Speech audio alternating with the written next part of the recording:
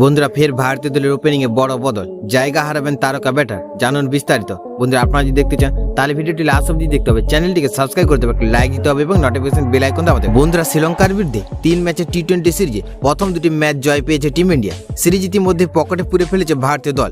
মঙ্গলবার সিরিজের তৃতীয় ম্যাচে 3-0 করার লক্ষ্যে সূর্যকুমার যাদবের দল। বন্ধুরা তবে সিরিজ জয় হয়ে যাওয়ায় তৃতীয় ম্যাচে ভারতীয় দলের বেশ কিছু বদল হওয়ার সম্ভাবনা রয়েছে। তার মধ্যে সবথেকে বড় বদল হতে পারে টিম ইন্ডিয়ার ওপেনিং এ। দ্বিতীয় ম্যাচে ওপেনিং এ করেছিল সঞ্জু স্যামসন ও যশস্বী জসওয়াল।